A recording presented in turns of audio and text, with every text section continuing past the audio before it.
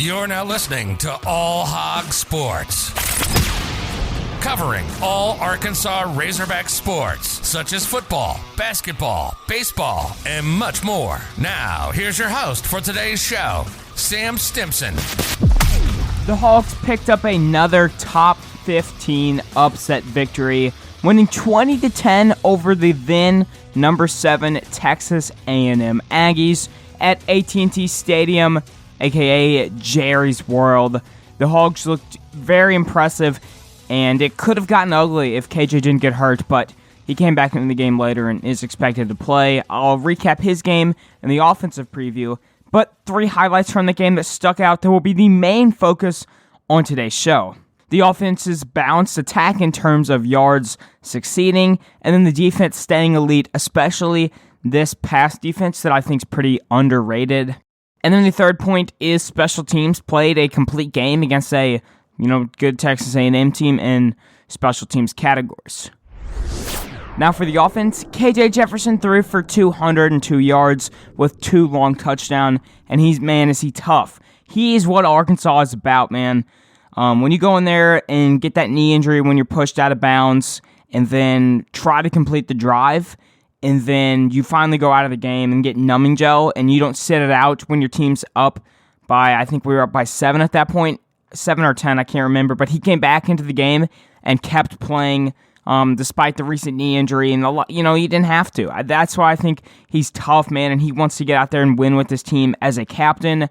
It was a minor knee bruise, according to Coach Sam Pittman, so he should be okay. I expect him to play at Georgia. He was practicing today on Tuesday, so I'm not too worried. Big plays were huge for the Hogs. That 85 touchdown pass to Treylon Burks was ginormous. KJ's final stat line was 7 out of 15 for 212 yards and 2 touchdowns. You had to encounter a couple drops in a couple situations. And then also a lot of plays were broken up due to pass interference calls. So, it's just another an attempt or a completion. And again, he also missed about 15, 20, 25 minutes of the second half. Again, an elite yards per average number against a top defense at Texas A&M. He leads the nation in yards per completion at 18. That's the number one way I evaluate quarterbacks and pass defenses, on yards per attempt, because I think completion percentage can be a skewed statistic because you're not taking account for wide receiver drops, and you're assuming that's all on the quarterback, offensive line too. So yards per attempt, I think, is a good way to gauge how an offense is working in the passing game, and Arkansas is second in the nation in yards per attempt, first in yards per completion. KJ Jefferson is the only quarterback in the SEC to have 800 yards in the air and 200 on the ground. Really, there's nothing you can really complain about. 14.1 average yards per attempt is an insane number. And the thing is with KJ, what I wanted to see happen is him progress and execute this offense at a better level each week. And I think we would have seen a better level in the second half. But the first half, the offense looked fine, scoring 17 points against the A&M secondary that averaged 5.7 points per game the first 3 games of the season. The thing is with KJ, he's executing this offense at a high level and progressing himself and the offense every single week on the ground and in the air. Got Burks running too now, which is huge for the passing game. Now, a quick little recap of the time that Malik Hornsby was in the game. He was 1 for 3 for 7 yards, 6 rushing attempts for 12 yards.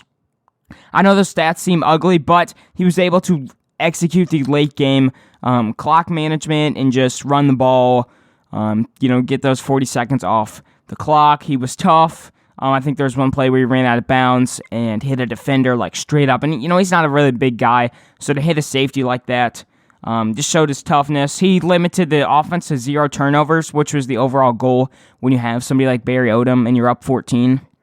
Did the job he needed to. I'm not going to critique him too much because he's taken reps with the 2s and, second year redshirt freshman. Last year was a COVID year. So from what I saw from Malik was good for the time being. I don't really think it's a good glimpse into the future, on the passing game and stuff, but I was impressed with what I saw during the limited time. Now in the passing game, you had 9 completions total, 6 to Treylon Burks, 1 pass from Warren Thompson, a nice little trick play. Burks had 167 yards on those 6 completions for 1 touchdown. He's my offensive player of the week for the Hogs. He was also the co-offensive player of the week for the SEC. Of course it's co. I think the main reason Burks is having such a good outburst now is he was dealing with a couple injuries before the season, and he's finally putting those past him and, saving the bulk of his reps, especially in the passing game for conference play. And KJ is utilizing the weapon in Treylon Burks, looking like a top 20 pick every day out there. In the passing game, you had Blake Curtin getting involved, and he had, I think, 3 or 4 drops, and he's an elite blocker. If you look at statistical blocking, he's a top 10 blocking tight end in college football, and Pittman, being offensive line coach, is going to prefer that. So either in the passing game, his hands are going to either improve, or he was just seeing things out on the field and it was an off day. I still want him to be involved in the passing game in some aspect. I know the stats aren't there, but there's some tight end flats that you can pick up for positive yards, and it's better than incompletion in most scenarios. Either it's just going to improve the passing game, or he's just going to stay out there and block because he's the clear tight end 1. The offensive line only gave up 1 sack in 3 QB hurries. Solid left to right.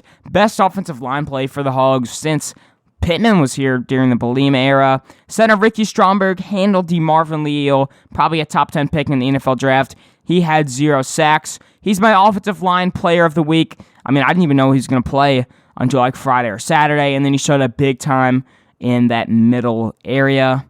Looking at the rushing game here, though, Traylon Smith had 17 carries for 82 yards as the main running back. Again, KJ Jefferson design runs continuing to be effective for this offense. 8 rushes for 50 yards. AJ Green in the flat for a touchdown in that passing game. Kind of in the rushing game, too, as a dump-off. And then you had Raheem Sanders and Dominic Johnson picking up some carries. The team has so many running backs that they can hand off the ball 35, 40, 45, and in this game, 49 times. 438 total yards on offense, and then 197 of those on the ground on 4 yards per carry. That number doesn't seem too nice, but you got to account for the amount of times we ran the ball in dead time without KJ. And Malik was doing a lot of design QB runs. He got, I think one time he got taken for loss. Multiple times that was occurring. So you got to account for that when looking at stats. But the balanced offensive attack in terms of yardage, and then KJ's yards per attempt and yards per completion number continues to whoa. Now the Arkansas defense held A&M to 272 yards on their side of the ball. One of the nation's best third down defenses continued to impress as the Hogs held them to a 4-14 percentage on third down. Now the defensive line was just dominant up front. Trey Williams, the transfer from Missouri, just ate up. 2 sacks, 4 solo tackles, and 2 tackles for loss. Is my defensive player of the week, along with my defensive lineman of the week. And Trey Williams was also the defensive lineman of the week from the SEC. The edge rusher was getting constant pressure, and even if he wasn't getting a sack, he was getting 3 QB hurries and also forced a good amount of holding calls on left tackle Jeremy Johnson. Up the middle, you had John Ridgway, who impressed me a ton as well. 0.5 tackles for loss. Didn't get any sacks, only 1 tackle, but his pressure down the middle, do not underrate that part of it. The 6 to 7 man rotation on the line has been so effective. Soley, Zach Williams, Trey Williams, Gerald in week 1 was a part of this rotation, but you've seen guys step up like Tareen Carter in his absence. This team is, rotating so many different guys, and Markel Utzi, the other transfer, has been so effective up front. They hit you hard, and they're playing tough up front. And a big part of why the Arkansas passing defense is so effective is because of that pass rush. 151 passing yards allowed. Calzada was 20 out of 36 for 157 yards. That's a 4.2 yards per average, which is an elite number for any defense. Every single quarterback that has played Arkansas in the last 3 weeks has been held to under 5 yards per attempt. I think the exact number would be 4.4. This Arkansas pass defense is highly underrated. The secondary is constantly getting interceptions. The pass rush, guys like Isaiah Nichols, if I got to mention him earlier, are specializing on run defense and getting plays in the pass defense. Now, Arkansas did run a 3-5-2 5-3 against Texas A&M. The three-man front has been something that Odom sticks to and allows the linebackers and guys down the middle like nickelbacks and safeties and then the corners and such on the 3 side to be changed often, but ultimately Arkansas does end up dropping 8 the majority of the time. Now, Hudson Clark actually got some time as a cornerback, and I thought he held his own, looked a lot better than he did last year, especially in this Texas A&M game. Greg Brooks Jr. also held up his own as he normally does. He was down the middle a good amount as the nickelback, but sometimes playing a little bit of safety as a defensive back. Busta Brown with a game-sealing interception was huge. And then Fouché and Catalan continued to impress. Outside of that one long Spiller run touchdown, the safeties played a perfect game nearly. I really liked this rushing defense along with passing defense on the three-man front. I mean, as long as that defensive line continues to get constant pressure, the secondary's job will be easy. Now, if you look at the linebacker core, 2 to 3 linebackers are just wrecking and just chasing the football down. You got Bumper Pool, 8 total tackles, 5 solo tackles, and 1 pass deflection that resulted in a Busta Brown interception. Hayden Henry, 7 total tackles, 5 solo tackles, 1 sack, and 2 tackles for a loss. Grant Morgan, 5 total tackles, 4 solo tackles, and 3 QB hurries. The coverage and tackling continue to be elite from this trio of linebackers. Now, recapping special teams here, Fountain has had the team rolling this week. Cam Little was perfect yet again, 2 for 2 field goal and a 46-yarder. I mean, when's the last time Arkansas was hitting 45-yarders with confidence? Cam Little, the stud freshman, has continued to impress. 2 for 2 extra points and 8 out of 8 field goals is the highest in the nation out of all kickers, and he's perfect on that. Punting, Reed Bauer on the Ray Guy watch list earlier this week had 6 punts for 240 yards, averaging 40 each, which will be a stable good number for the Hogs. All but one kickoff was a touchback from Vito Calvaruso. No punt returns for Arkansas, which is huge considering A&M had a threat of a punt returner in Anaya Smith. There was a bad flag, though, on one punt return. I don't really know if it was more TJ Hammond's fault. I was kind of far away from it in the stadium, but basically the A&M wide receiver kind of like rolled under Smith, and then he moved, and Hammonds tackled him, thinking he got the ball and didn't call for a fair catch. So that was a bit of a mishap, but I don't hold it against the unit too much because it didn't really affect that much, and I don't really know whose fault it was. Now, for the grades of the Arkansas Razorbacks. I give the offense a B+. Ultimately, what I was satisfied with was KJ Jefferson's yards per attempt number and yards per completion number. Continued to be elite. The rushing attack, 49 carries, is a number that I don't think Arkansas will hit often. But, again, when you have backup quarterbacks in and you're running the ball a lot, will result in that. There was one 4th-and-1 call, which we handed it off to A.J. Green. I wasn't a huge fan of that play call, so, I ducked it a couple points, and then when the backup QB is in, we just didn't throw the ball that much, but Malik still executed the offense, so I give the offense an A-. Defense, I give an A. Really, everything I was satisfied with outside of that long run by Spiller for a touchdown. The defense really did its job and did it pretty easily. Busta Brown, player of the game, late, and then Trey Williams just wrecking man up front.